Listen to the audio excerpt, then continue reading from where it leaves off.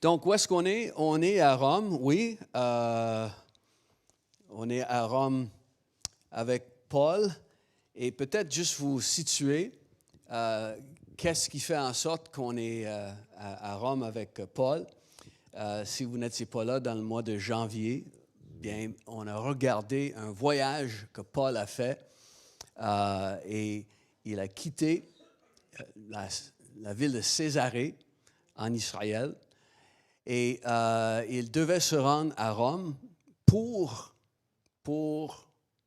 Pourquoi il est allé faire pour aller voir César, aller voir les cours de justice à Rome. Il a fait appel à son cas aux autorités romaines lorsqu'il s'était fait arrêter par les Juifs et ensuite c'est les autorités romaines en Israël qui ont pris charge de Paul. Et pendant son voyage vers Rome, on se souvient, il a fait naufrage. Le bateau a fini par couler. Et on a vu dans les dernières semaines comment souvent on souffre à cause des mauvaises décisions des autres autour de nous. Des fois, on souffre à cause de nos propres mauvaises décisions. Mais souvent, c'est à cause de ceux autour de nous qui ont pris une mauvaise décision ou qui ont décidé de faire du mal. Et à cause de ça, notre vie est affectée. Et c'est arrivé à Paul, n'est-ce pas? Mais Paul va finir par arriver à Rome quand même. Il avait le désir d'aller à Rome. Dieu avait mis ça à cœur et il finit par arriver à Rome. 2 ans et demi plus tard. 2 ans et demi plus tard. Et Paul, non seulement ça a pris 2 ans et demi pour se rendre de ce qui est aujourd'hui Israël à Rome, ça a pris 2 ans et demi, mais Paul, ça faisait des années qu'il chérissait le désir d'aller à Rome. Il avait dit dans une lettre qu'il avait écrite aux croyants à Rome, il dit que, ayant depuis plusieurs années le désir d'aller vous voir, et il a écrit ça quelques années avant son emprisonnement en Israël. Donc, ça fait longtemps que Paul veut aller à Rome, il veut faire du ministère auprès des croyants là-bas, et malheureusement, son voyage a été tardé, principalement à cause des mauvaises décisions de ceux autour de lui. Premièrement, des Juifs qui voulaient le tuer. Après ça, des autorités romaines en Israël qui cherchaient un peu de profit à garder Paul incarcéré. Après ça, le pilote et le propriétaire du bateau qui ont pris une mauvaise décision, même quand Paul a dit il ne faut pas qu'on navigue à ce temps-ci de l'année. Donc, toutes sortes de choses, toutes sortes de malheurs.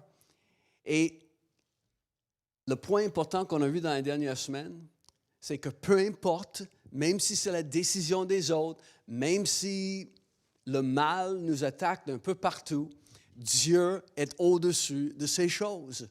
Et ce même apôtre Paul qui avait écrit aux Romains que toute chose concourt au bien de ceux qui aiment Dieu. C'est le même apôtre Paul qui a dit que rien du tout dans ce monde qu'on peut vivre ne peut nous séparer de l'amour de Christ. Donc, on peut avoir cette confiance, peu importe qu'est-ce qu'on traverse. Vous vous souvenez quand l'ouragan, une espèce de typhon, s'est élevé sur la Méditerranée et Paul et tout l'équipage, les autres passagers, ils avaient beaucoup peur. Même, c'est écrit qu'ils désespéraient. Ils ne pensaient plus voir, de plus vivre. Et quand ça a commencé, est-ce que vous vous souvenez combien de temps la tempête a duré? Ils étaient à la dérive, à la merci des vagues et des vents. Vous vous souvenez combien de temps ça a duré? 14 jours.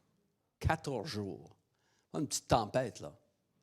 Pendant 2 semaines, Ils craignaient pour leur vie. Pendant 2 semaines, c'est la catastrophe.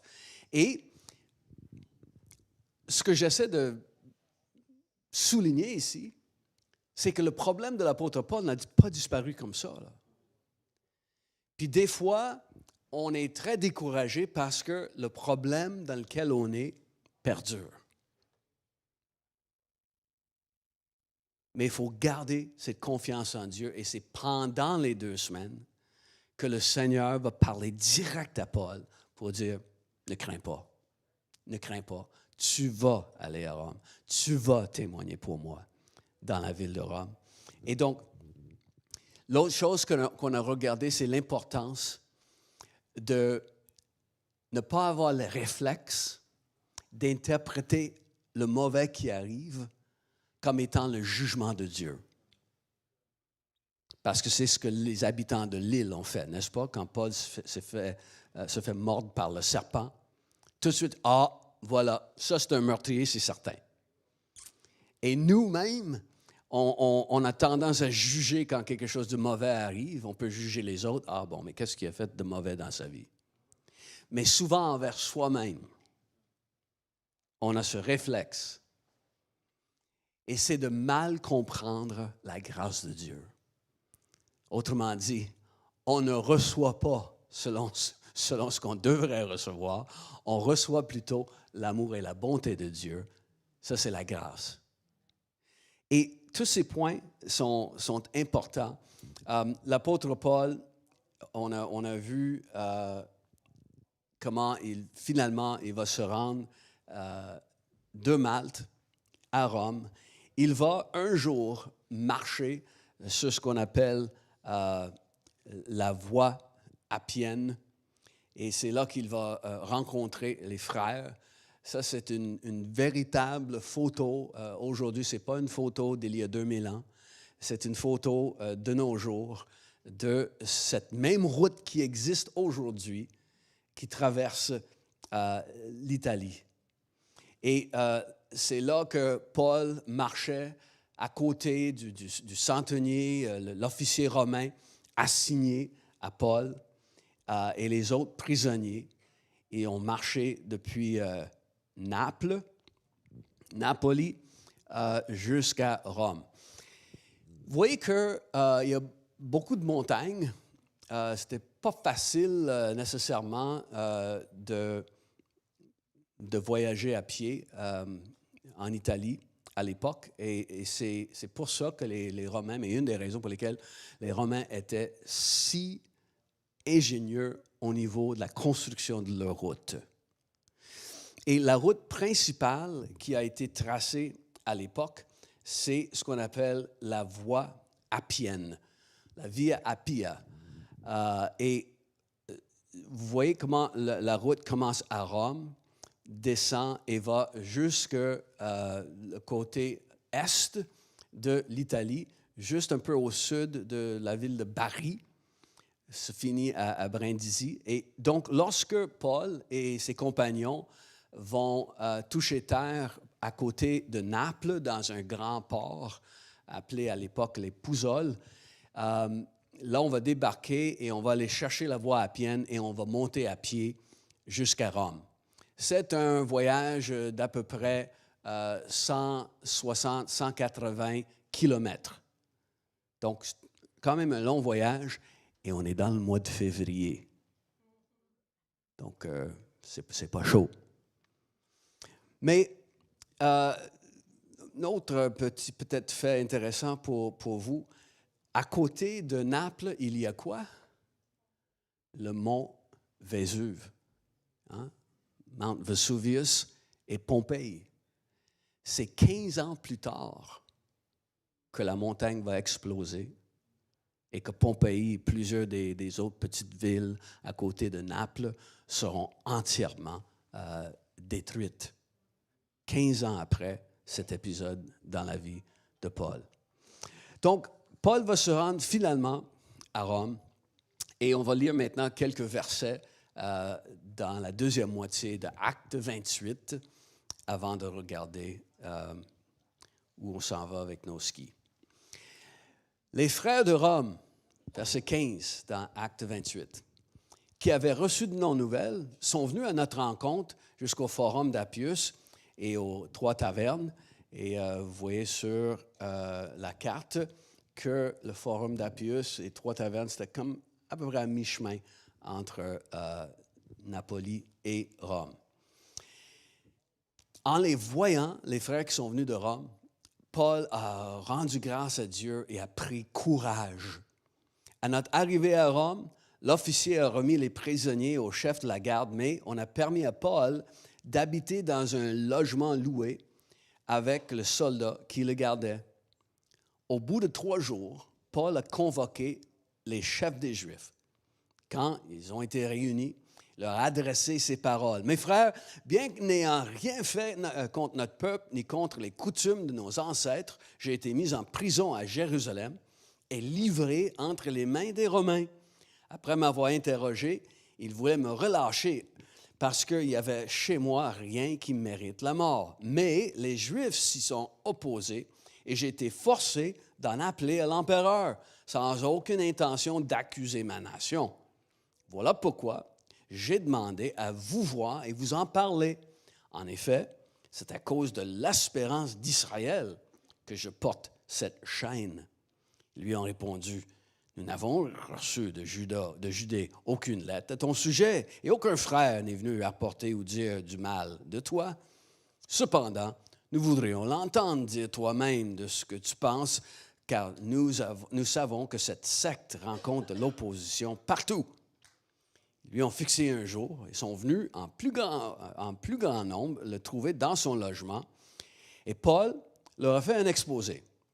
Il a rendu témoignage du royaume de Dieu et a cherché, à partir de la loi de Moïse et des prophètes, à les persuader de ce qui concerne Jésus. L'entretien a duré depuis le matin jusqu'au soir. Donc, Paul témoigne du royaume de Dieu. Il cherche à persuader à travers les Écritures. Ça a duré du matin jusqu'au soir. Il y a des gens qui pensent que moi, je prêche longtemps.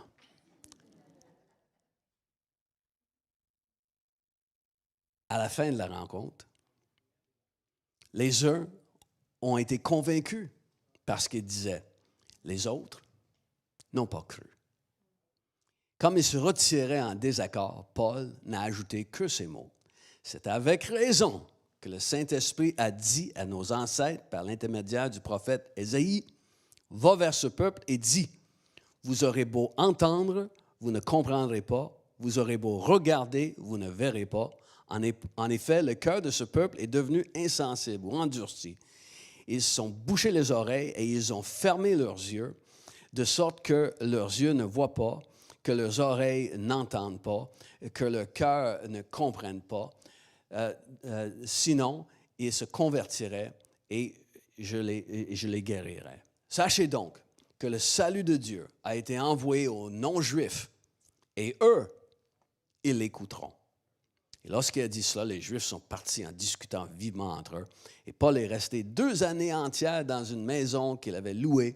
Il accueillait tous ceux qui venaient le voir. Il prêchait le royaume de Dieu et enseignait ce qui concerne le Seigneur Jésus-Christ avec une pleine assurance et sans obstacle.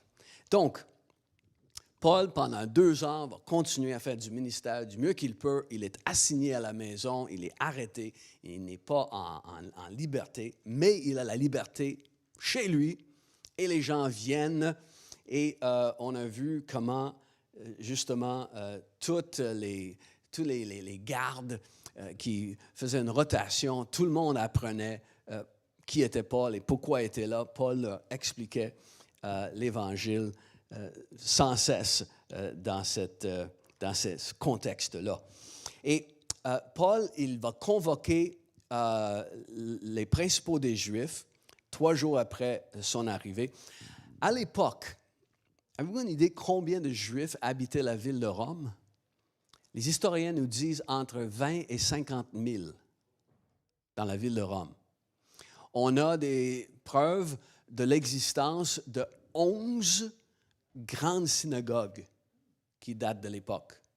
Ça, c'est sans parler des autres synagogues qui pouvaient être là. Les Juifs n'étaient pas une communauté riche, mais une communauté assez nombreuse. Souvent aussi, la cible de persécution, quand on avait besoin de blâmer que l'économie n'allait pas bien ou autre chose. Et ils étaient souvent victimes de... Même il y a un des Césars qui avait chassé les Juifs de Rome. Et c'était illégal pour un Juif de vivre à l'intérieur des limites de la ville de Rome. Et donc, ils se sont établis plusieurs quartiers à l'extérieur des limites de la ville de Rome. 20 à 50 000. Et l'apôtre Paul, il fait venir les chefs, les principaux chez les Juifs, et il explique qu'il a été arrêté et tout ça. Et il dit que ce n'était pas parce qu'il avait fait quelque chose d'illégal ou quelque chose contre la religion juive. Il dit plutôt, c'est à cause de ma foi dans l'espérance d'Israël que je suis un prisonnier. De quoi il parle? Mais l'espérance d'Israël, c'était qu'un Messie, un sauveur allait venir. Donc, Paul joue avec ça pour pouvoir expliquer exactement c'est quoi l'Évangile. Et je voulais juste prendre une minute pour souligner un fait. Quand vous lisez dans le Nouveau Testament et vous lisez le mot « les Juifs », il faut lire le contexte à chaque fois pour bien comprendre la situation. Car des fois, le mot « les Juifs » est une référence directe au peuple juif. Donc, quelqu'un qui est de la nationalité juive. Exemple, on va dire que Jésus va descendre à Jérusalem car la Pâque des Juifs était proche. Mais des fois, le mot « les Juifs » désigne des gens chez les Juifs qui sont ultra zélés pour la loi de Moïse et surtout la loi des rabbins. Parce qu'il y a deux choses. La loi de Moïse est une chose et la loi des rabbins, avec les centaines de lois qui ont été rajoutées par eux, c'est autre chose. Et donc, des fois, on va parler des Juifs. Vous allez voir ça dans le ministère de Jésus. Souvent, on parle du fait que les Juifs ont cherché à faire telle ou telle chose. Mais oui, mais c'est tous des Juifs. Hein? Il est en Israël, là. Mais ça parle, les Juifs vont faire telle chose. C'est les ultra-zélés qui ne sont pas des membres du clergé, comme les pharisiens ou les prêtres. Et c'est des gens dans la population qui sont des zélés pour l'application de la loi. Donc, Paul, il convoque les principaux des Juifs et il explique que c'est pour l'espérance d'Israël qu'il a été mise dans ces chaînes. Et il va expliquer qu'il est envoyé pour apporter cette bonne nouvelle. Et à la fin de son discours, il va dire, ce salut de Dieu, le salut qui a été envoyé à Israël, est maintenant envoyé chez les païens. Et il dit aux Juifs qui sont assemblés, il dit, et eux, ils l'écouteront. Eux, ils l'écouteront. Vous n'avez pas voulu écouter, mais eux, ils vont l'écouter. On sait que pour Paul, il vivait à Rome pendant 2 ans. Il est dans une ville où il est entouré de l'opulence, la décadence, mais aussi la licence, l'indécence. Les gens se donnent à l'impudicité, à la lascivité. C'est vraiment pas un contexte où l'Évangile, on pense, pourrait fleurir. Mais quelle ville devient le centre du christianisme, quelque temps plus tard, cette ville connue pour les orgies.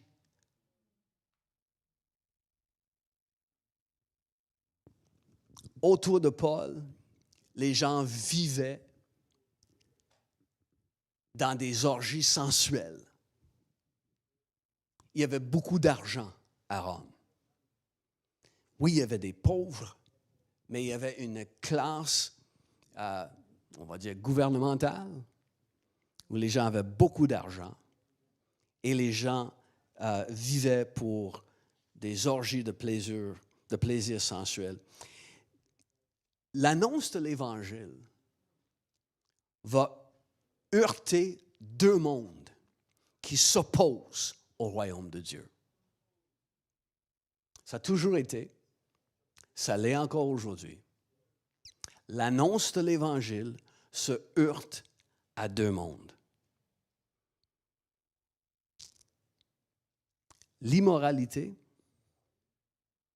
et la religiosité. Toujours. Si je veux dire, le licence et le légalisme va tout le temps heurter contre la permissivité et l'intolérance religieuse. Et pour Paul, il est devant ces deux mondes alors qu'il annonce l'Évangile à Rome. C'est écrit que des gens d'un peu partout sont en train de parler de cette secte, disaient les Juifs à Paul. Ce qui parle justement de la rapide avance de l'Évangile dans le monde. Il y avait déjà un bon centre chrétien dans la ville de Rome. Et donc, Paul, il va essayer de persuader et il est en train de se heurter contre le monde de la religion en premier. Et les Juifs vont l'opposer. Et il va tout expliquer. Il va aller dans les Écritures de ce qui est aujourd'hui l'Ancien Testament pour essayer de les convaincre. Puis ils ne veulent pas se faire convaincre. Et ils vont s'opposer à Paul. Mais Paul, il les connaît, là, ces religieux. Hein? Il les connaît bien, là. Non seulement il s'est déjà opposé à eux, il en faisait partie de la gang, là. Il était, de ses propres aveux, le pharisien des pharisiens. Donc, dans le fond, Paul, tu sais, c'était un recovering Pharisee. Tu sais, c'était un pharisien en voie de rétablissement. Peut-être qu'il faisait partie des pharisiens anonymes.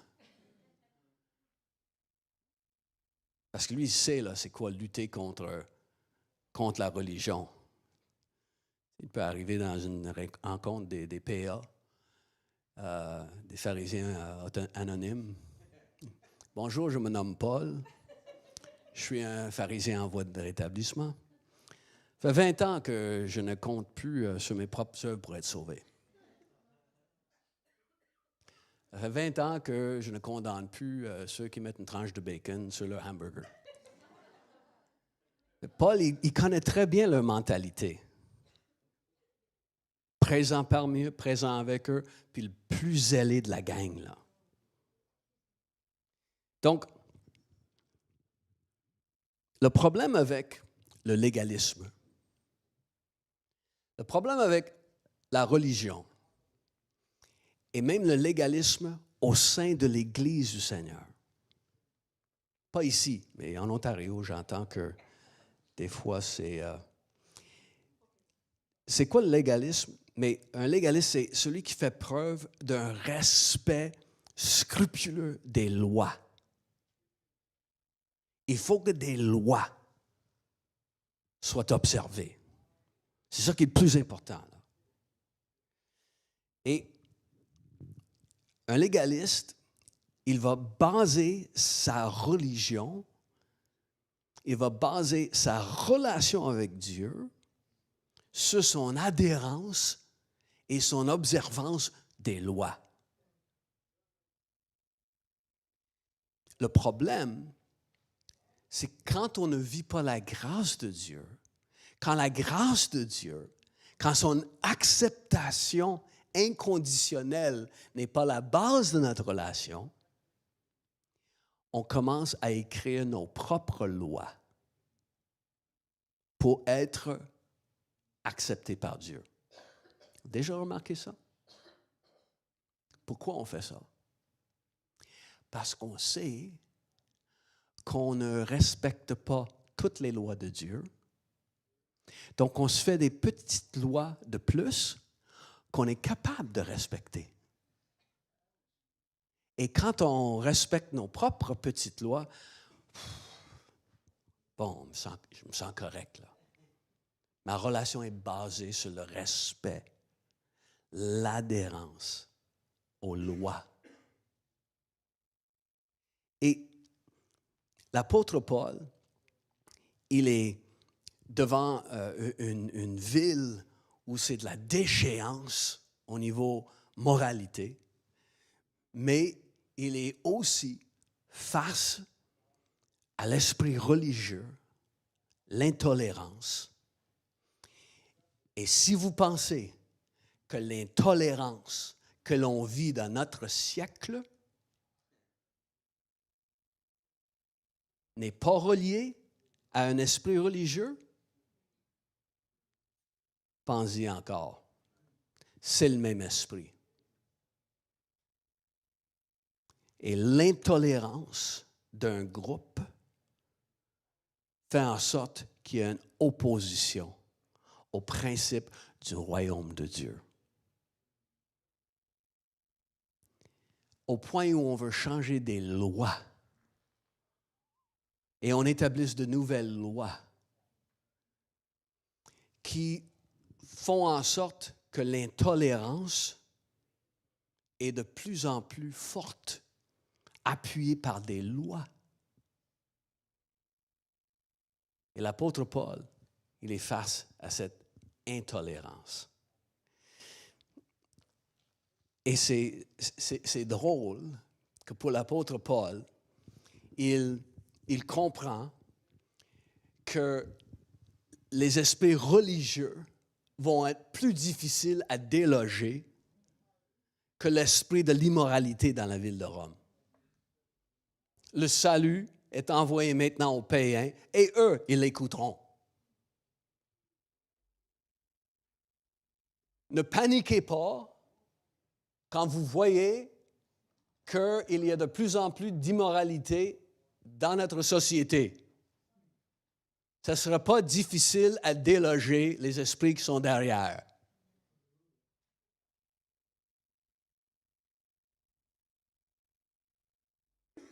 Même Rome a été transférée à l'époque. Donc, 2 ans dans la maison. Quand on est tout le temps focalisé sur des lois et comment respecter des lois, c'est plus important pour notre vie qu'une relation personnelle avec Dieu. Ça devient tout le temps plein de confusion, là. Pour un individu, mais aussi pour un groupe, là. Et plus le groupe évolue et plus les années passent, plus il y a d'autres lois qui se rajoutent et c'est très difficile de démêler tout ça. Est-ce qu'on peut garder ça bien simple? Bien simple. Toi et Dieu, selon la grâce de Dieu. C'est tout. Aime Dieu de tout ton cœur, aime ton prochain comme toi-même. C'est assez simple. C'est assez simple. Si tu réussis à observer ces 2 lois-là, tu as tout accompli, toute loi possible. Avec 2 lois. N'importe qui peut apprendre 2 lois. Pas besoin d'être un Einstein pour apprendre 2 lois. Parce que plus il y a des lois, plus le légalisme est là, mais plus c'est complexe. Et là, on ne comprend plus rien.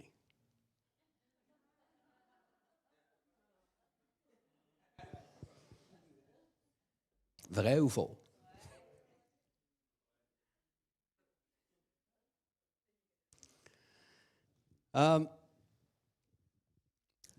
Donc, l'apôtre Paul, il passe 2 ans. Après ça, les actes des apôtres, ça finit. Qu'est-ce qui arrive à l'apôtre Paul? Qu'est-ce qu'il va faire? On n'a aucune idée. C'est comme si, il me manquait quelque chose. Là. Qu'est-ce qui va arriver à l'apôtre Paul? C'est pour ça que j'ai appelé ça Paul après Rome ou Actes chapitre 29. Parce qu'après les 2 ans assignés à la maison, l'action ne se déroule plus dans les actes des apôtres, mais si on met notre chapeau de Sherlock et on sort notre loupe, on peut aller voir dans le Nouveau Testament et voir des indices de ce qui arrive à l'apôtre Paul. Donc, ce que je vais vous proposer comme Actes chapitre 29 n'est pas une étude scientifique. Je ne peux pas dire que c'est exactement ça que c'est arrivé, mais on peut avoir une idée quand même de ce qui arrive de notre cher apôtre après les 2 ans incarcéré, assigné à la maison à Rome. Dans le fond, comme j'ai mentionné, à la fin de ces 2 ans-là, c'est comme la fin de ce tome dans la vie de Paul. Et on avait vu combien c'était important pour Paul qui avait formé le projet d'aller à Jérusalem. Et alors qu'il est en voyage, il dit, quand j'aurai été là, il faut aussi que je voie Rome. Il parle d'aller à Jérusalem. Il dit, et après ça, il faut que je voie Rome. Donc, c'est un projet. Et là, finalement, cette période de sa vie se termine. Qu'est-ce qui arrive par la suite? Il y a, même dans les écrits de Paul, un petit indice de ce qui arrive tout de suite après, car nous voyons dans la lettre qu'il a écrite aux Romains des années avant, il parle de quelque chose qu'il voulait faire.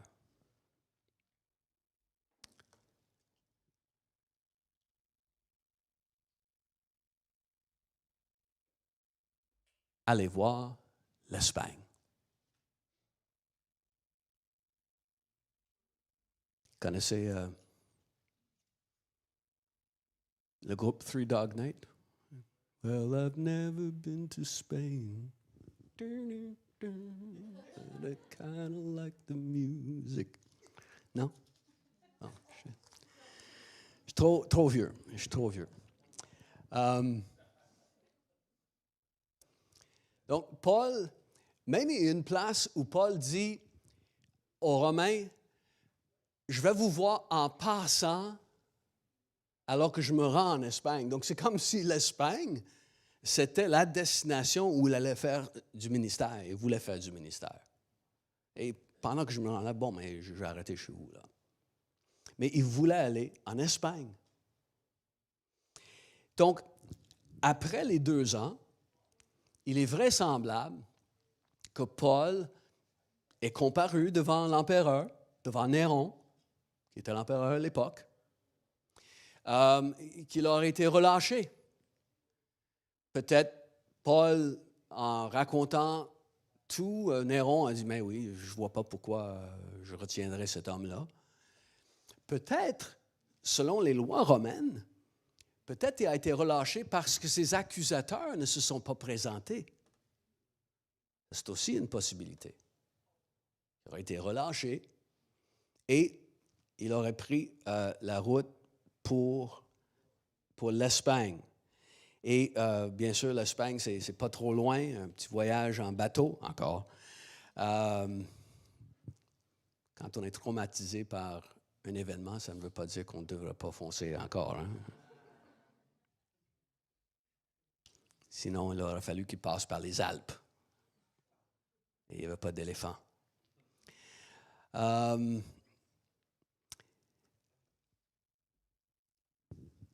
Il y a, à l'extérieur de la Bible, des indices que Paul a été à Rome. Le pasteur principal à Rome, entre 88 et 99, s'appelait Clément. C'est probablement, fort probablement, le Clément qui était un des compagnons de l'apôtre Paul quand il était en prison. Parce qu'il écrit une lettre aux Philippiens quand il était à Rome, et dans la lettre aux Philippiens, il mentionne un de ses compagnons qui s'appelle Clément, qui est un leader à Rome. Et ce Clément devient le pasteur principal à Rome entre 88 et 99.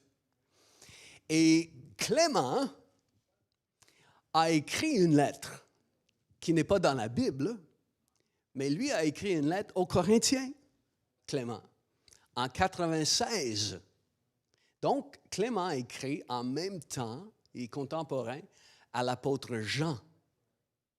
Parce qu'à l'époque, à la même époque, 96, 17, 18, dans ce coin-là, l'apôtre Paul était sur l'île de Patmos en train d'écrire l'Apocalypse. Hein? Qu'est-ce que je dis? Paul? Non. Non, c'est ça. Non, si je dis Paul, j'ai menti. C'est l'apôtre Jean. Merci. Qui est, n'est-ce pas, exilé sur l'île de Patmos, il est en train d'écrire l'Apocalypse. Clément, pasteur à Rome, en même temps, il écrit une lettre aux croyants à Corinthe. Et dans la lettre de Clément aux Corinthiens, qui est le deuxième document plus vieux qui existe dans l'histoire du christianisme. Il dit que l'apôtre Paul a montré quel est le prix de la persévérance. Chargé 7 fois de chaînes, exilé, lapidé, il devient héros du Seigneur, héros H-E-R-A-U-T, du Seigneur, oyez, OK? Au levant, dans l'Est, et au couchant. Et il a reçu pour prix de sa foi une gloire éclatante. Après avoir enseigné la justice au monde entier jusqu'aux bornes du couchant, il a rendu son témoignage devant les autorités et c'est ainsi qu'il a quitté ce monde pour gagner le lieu saint. Donc, une trentaine d'années après l'incarcération de Paul, Clément dit que Paul, il a annoncé l'Évangile aux extrémités du couchant. C'est une expression qui veut dire la partie plus à l'ouest de l'Europe, qui était l'Espagne.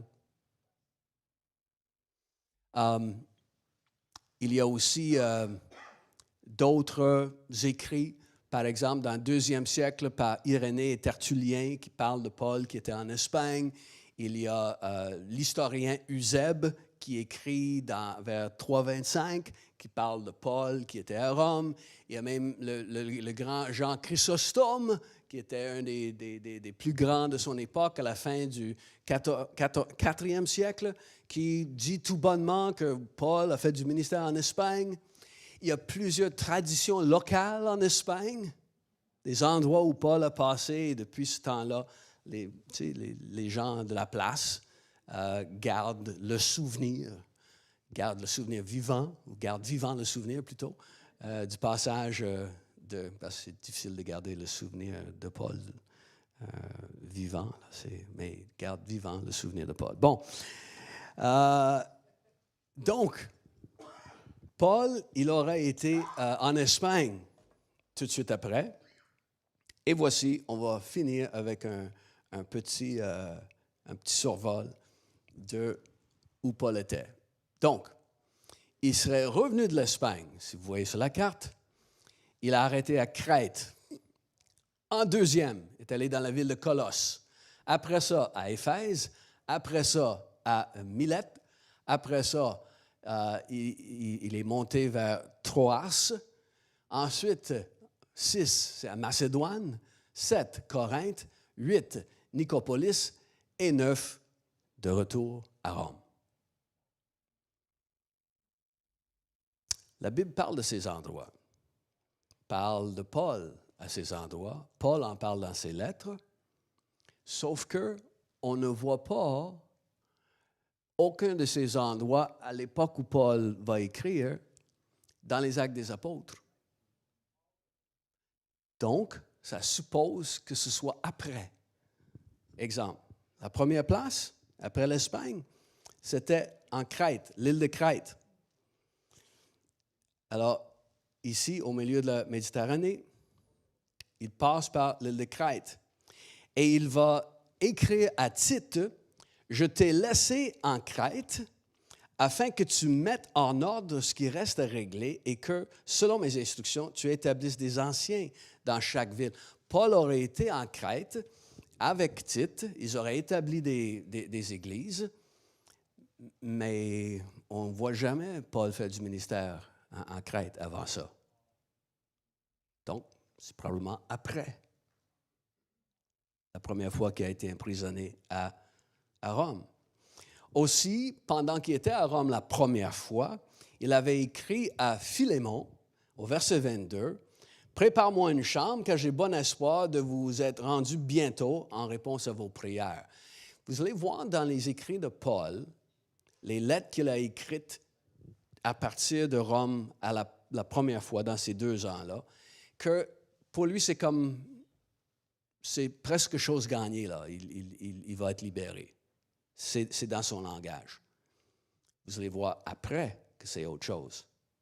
Là, il sait que c'est la mort qui l'attend. Ensuite, il est allé à Éphèse, parce qu'il y a des choses, il parle de ce qui se passe à Éphèse qu'on ne voit pas dans les Actes des Apôtres. Ensuite, il va à Milette, parce que lorsqu'il va être rendu en prison après, il écrit à 2 Timothée et il dit « J'ai laissé Trophime malade à Milette. » Si vous pensez que tout ce qu'il faut faire, c'est, comment je veux dire,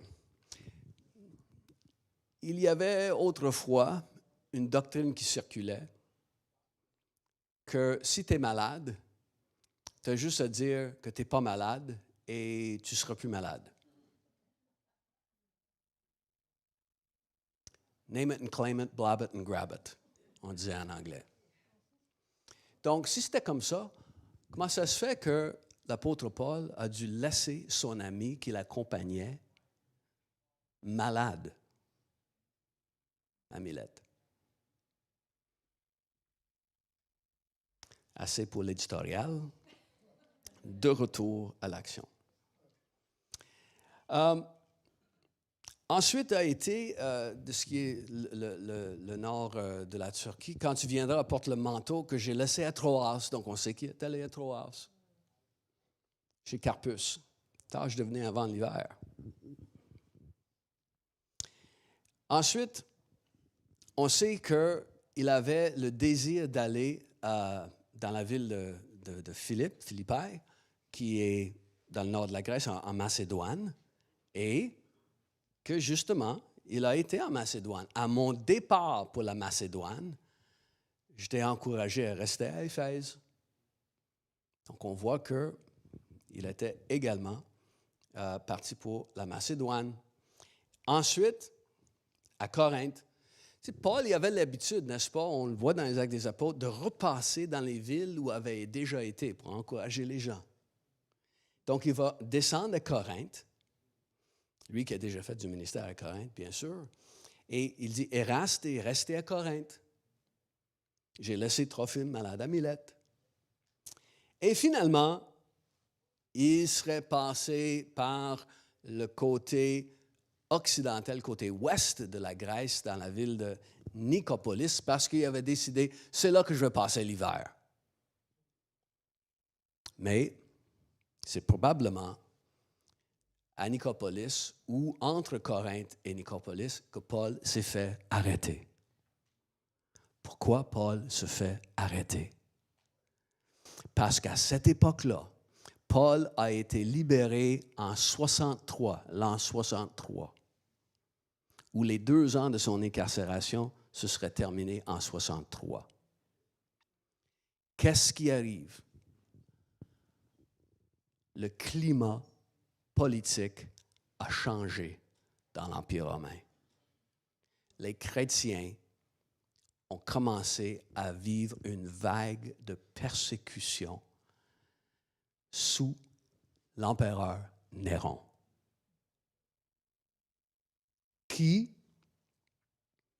la persécution était si grave et si barbare qu'on attachait des chrétiens dans des paniers et on allumait les paniers en feu. Et ça servait de torche humaine dans les rues de Rome pendant plusieurs années. Qu'est-ce qui a changé entre le Néron avant et le Néron après? Mais c'est ce que les historiens appellent le grand incendie de Rome. Vous avez entendu parler, hein? Puis on a la fameuse image de Néron qui joue du violon pendant que les flammes font rage à Rome.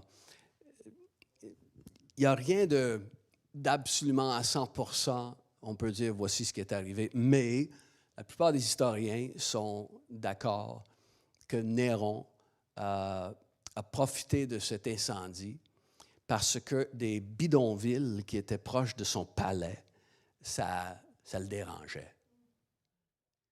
Et c'est ces bidonvilles-là qui ont disparu sous les flammes. Le problème, c'est que les flammes se sont propagées beaucoup plus loin et attaqué d'autres endroits de la ville. Donc, soit que Néron a donné l'ordre qu'on mette le feu à ces endroits, ou, comme d'autres historiens pensent, que peut-être il y a un incendie qui est commencé, mais que lui a voulu profiter de suite, donc il a mis d'autres feux un peu partout dans les bidonvilles pour s'assurer que le tout parte. Et c'est là qu'il a ensuite, après, c'est là qu'il a installé ces jardins qui sont devenus très connus, les jardins de Néron. La population était choquée noire. Et pour calmer la population, Néron a trouvé un bouc émissaire. Il a dit que c'était les chrétiens de la ville qui avaient commencé, qui avaient mis le feu. Que c'était des gens qui étaient contre le gouvernement, qui étaient insoumis. Ça ne fait pas penser à d'autres choses, pantoute.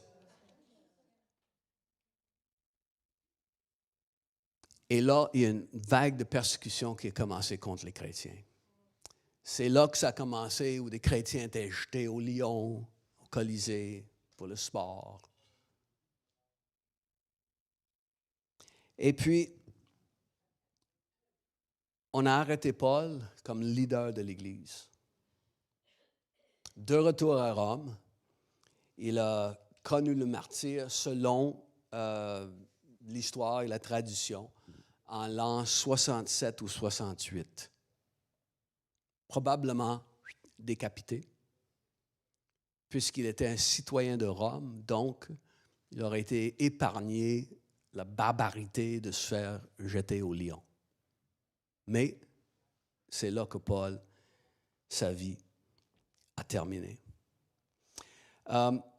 Il a été incarcéré une dernière fois près du forum de Rome. Voici ce que cet endroit avait l'air à l'époque. Un selfie que quelqu'un a pris à un moment donné. Mais c'est dans cette prison que Paul a fini ses jours. Là, il n'est plus dans une maison louée. Là, il est dans la prison Mamertime. C'est une prison très connue de l'époque. C'est l'hiver Et c'est pour ça qu'il dit à Éphèse, c'est pour ça qu'il aurait dit à Timothée, à Éphèse, « Hey, apporte-moi le manteau que j'ai laissé à Troas. » Et aussi les parchemins. Il voulait encore étudier la Bible. Mais il vit là, dans une prison, dans une cellule de prison où il fait froid. Les conditions sont vraiment, c'est pas comme nos prisons à nous, mettons. Il n'y avait pas Netflix et il avait besoin aussi d'une simple couverte de manteau. Donc, la fin de la vie de l'apôtre Paul nous amène à penser, OK, c'est cet autre tombe de sa vie, cette période dans sa vie. C'était encore Paul en train de glorifier le Seigneur, de passer de ville en ville, d'annoncer Jésus, de fortifier des gens dans le Seigneur, même si ça devait coûter sa vie. Il avait écrit ceci aux Philippiens. « Ce que je demande dans mes prières, c'est que votre amour augmente de plus en plus, en connaissance et en pleine intelligence pour le discernement des choses les meilleures. » Il veut qu'on discerne c'est quoi les choses les meilleures dans notre vie.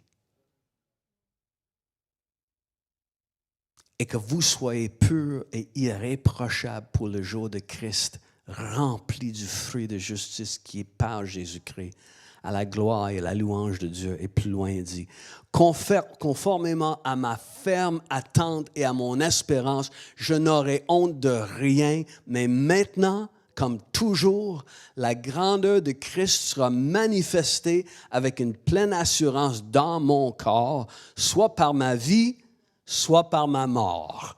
En effet, Christ est ma vie et mourir représente un gain. Le dernier tome de sa vie a le même toile de fond, si on veut, là. Il veut glorifier Jésus. Comme j'ai mentionné il y a 2 semaines, on est rendu chacun à un endroit dans notre vie. Peut-être il y a un tome qui se ferme, peut-être il y a un chapitre qui se ferme pour toi.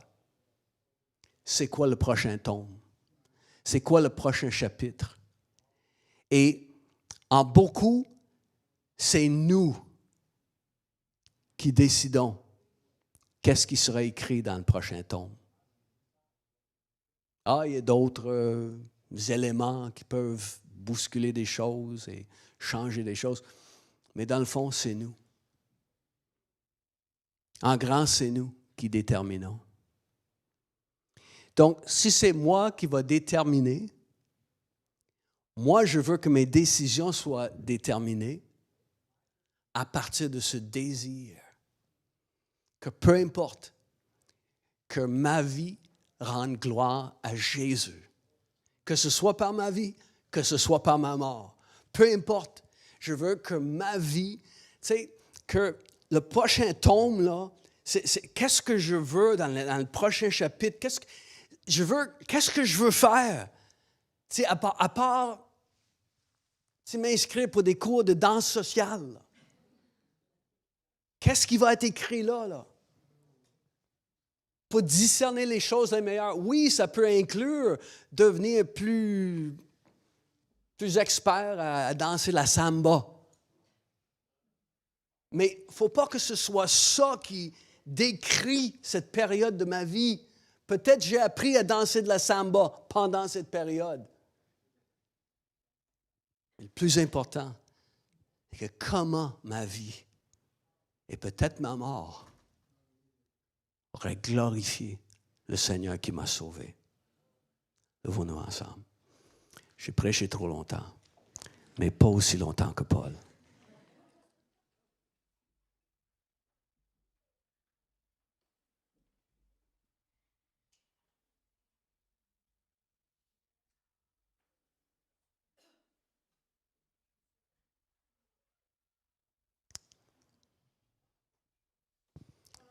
Seigneur, en toute humilité, je viens devant toi. Je prie, Saint-Esprit, que tu te manifestes dans nos vies. Saint-Esprit, viens nous aider justement à discerner les choses les meilleures.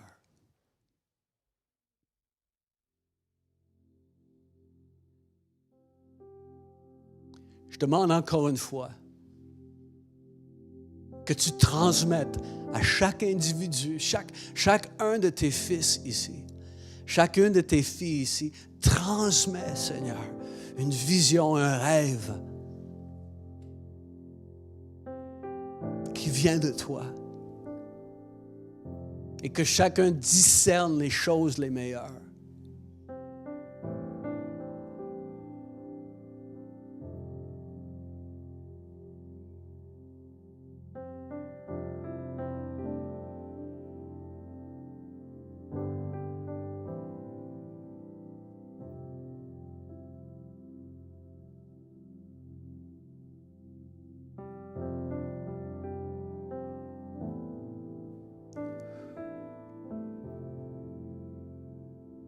En te disant merci, merci Jésus, merci Jésus, merci 1000 fois de nous avoir sauvés. On te dit aussi, nous voici, envoie-nous.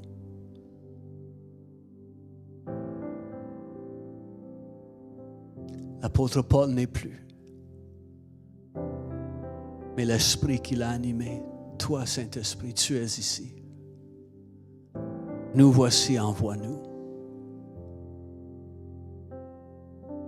Que nos vies te glorifient.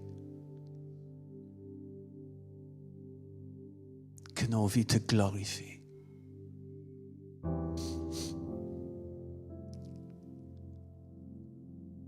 Juste répétez après moi. Seigneur Jésus,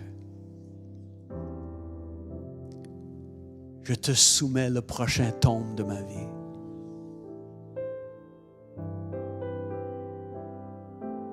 Aide-moi à écrire un chapitre digne de l'appel sur ma vie. Aide-moi à écrire ce chapitre en reconnaissance d'avoir été sauvé par ton sang.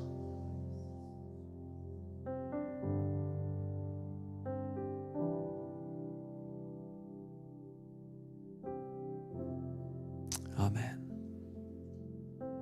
Seigneur, viens sceller les décisions prises pour toi dans les minutes qu'on a passées ensemble. Viens les sceller, Seigneur. Et je prie surtout pour des gens qui ne semblent pas avoir une idée qu'est-ce qu'ils voudraient faire pour te glorifier. Je prie pour une nouvelle saison de révélation, Seigneur, où tu montres les choses, où chacune de nos vies sera un sujet de gloire pour toi.